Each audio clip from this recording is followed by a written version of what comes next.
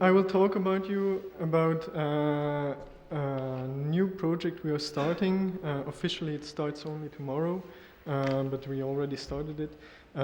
It's funded by, you see, Erfgoed is the Flemish Ministry for Architectural Heritage.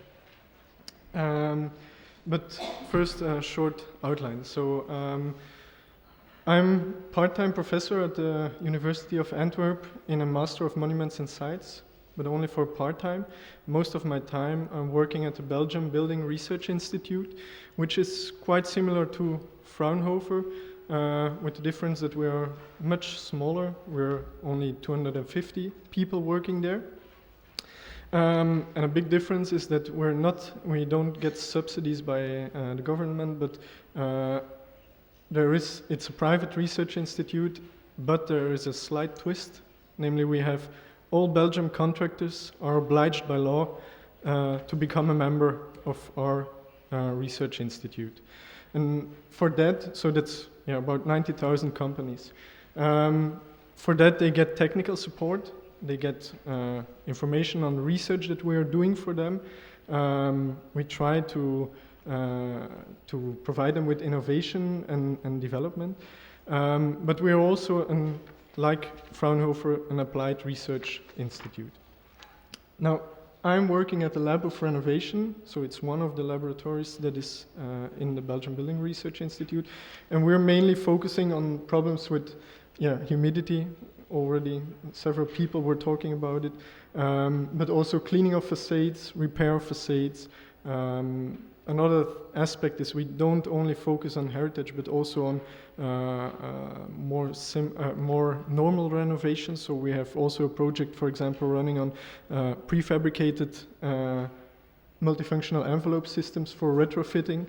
But we're also engaged in energy issues or issues that make the combination between energy and heritage.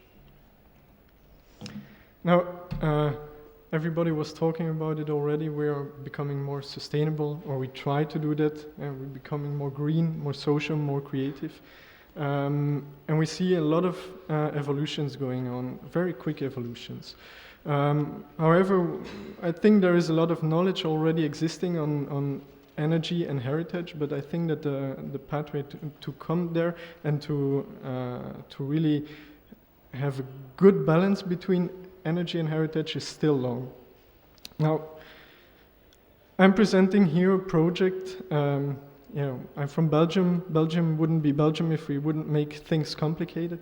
We're very small, but still we have 3 regions. You see there the Flemish part, you have the French part, and you have Brussels in the middle. This project is a Flemish project, and so I will focus only on that. But also there we see, why is it complicated? I think this says everything, this one. We are so small, but still the 3 regions, if you calculate them according to the Flemish rules or the Brussels rules or the Walloon rules, you get another EPD score. Yeah? Now the Flemish region already has some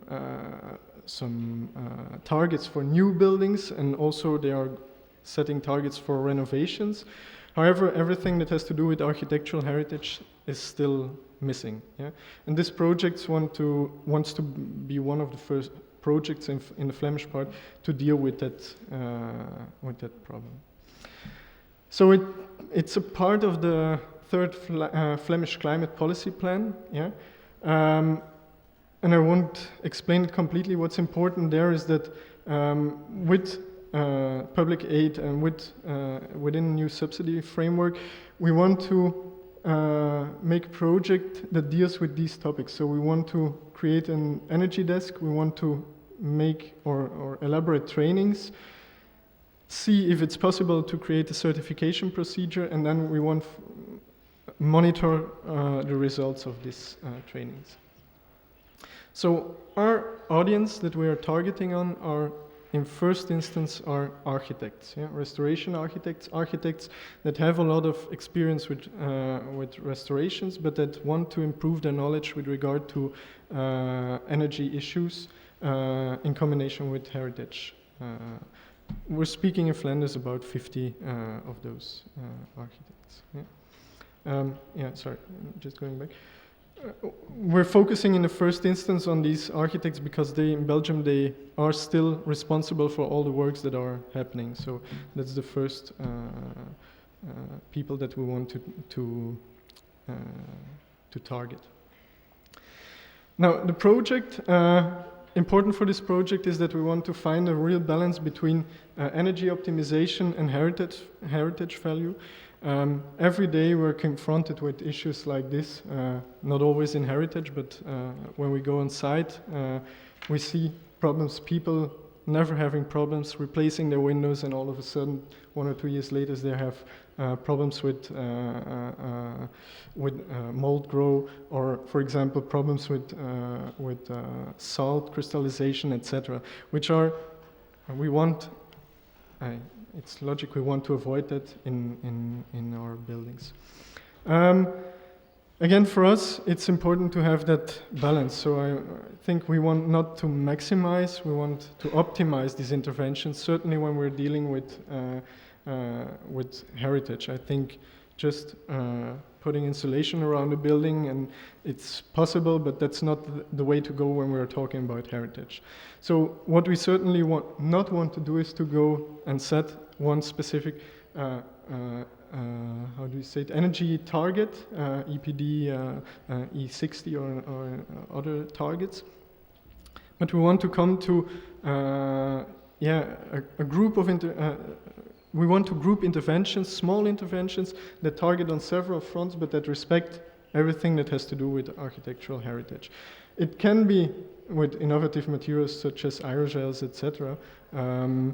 And it certainly can be. I have an example where we will look at it later on.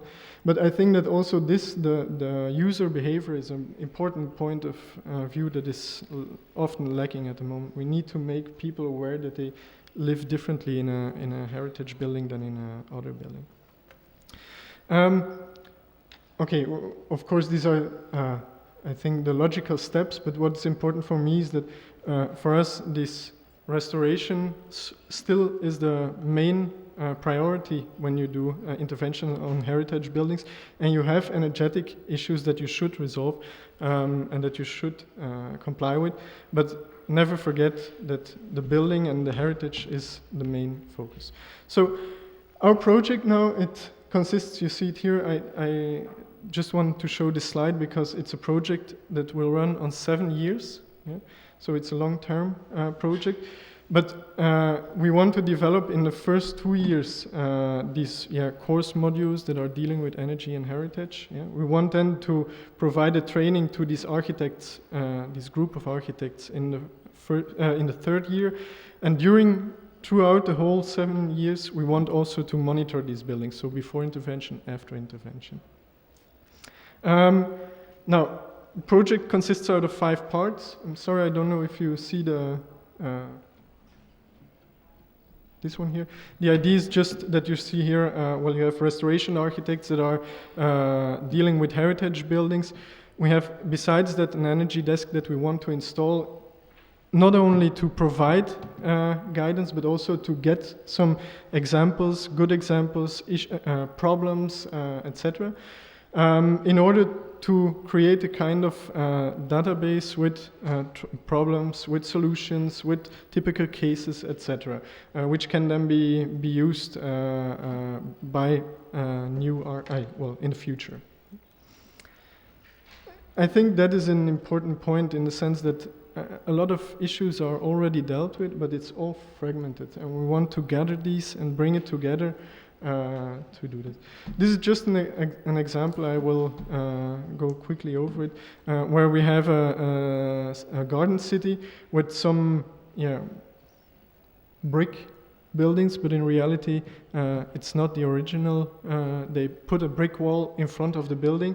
Now we're going back and we're going to the original situation, which was a rendered facade. There we will, for example, investigate the fact if aerogels mixed within the render could be an option to optimize these things.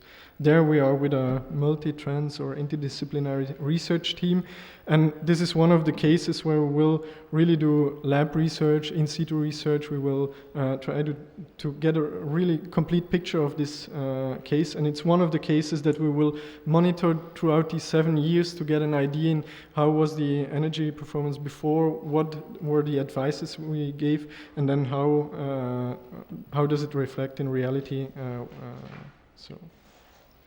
Okay, 2 minutes? Yeah, okay.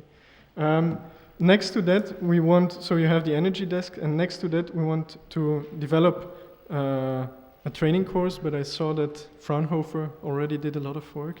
So thank you for that, and we will certainly look at that and see how we can maybe translate it or bring it into Belgium and see how we will deal with it. Now, the idea there, next to that, but there we will also have a discussion with the colleagues from Germany if we want to give an accreditation to these architects or not. Some people want, there are pros, contras. In the project we only will investigate if it's interesting to do it or not for the Belgian market. And then comes, of course, the long monitoring phase with real figures, real life, efficiency, etc. And then comes an important part for us, namely the embedding of all of these modules and this information into existing college courses. We are in close contact with several universities in Belgium. So we will try and see if we can get it into there so that future, not only architects, but also heritage consultants can get a course like this in order to that they have a better view on what's possible, what's not possible, etc. So thereafter, we hope that the energy desk is something permanent that we can continue. We have the integration in the educations for architects or heritage consultants, and I wrap up. Maybe the quality label. But most important here, the last point, we want to see if we can enlarge it towards the Brussels or the Walloon region, and there we are in discussion right now. So, to conclude, I gave you a short overview from our project or the approach of our project, how we want to do it. Now for us it's a milestone in Belgium because it's one of the first times that we are doing such a long-term project and where we gather government, research institute, educational institutes, etc. And where we want to structure this knowledge and embed it in existing courses to see that that it's really working on the long run. Yeah? Now I wrap up my presentation. Thank you, and just a last picture. It's a bit exaggerated, but I think that we should avoid the things on the left and on the right, and that all of us is. It's clear for all of us that we want to go to we still want to preserve our heritage, but I think that the training for architects and heritage consultants and engineers is important to achieve this and to avoid the other ones. Thank you.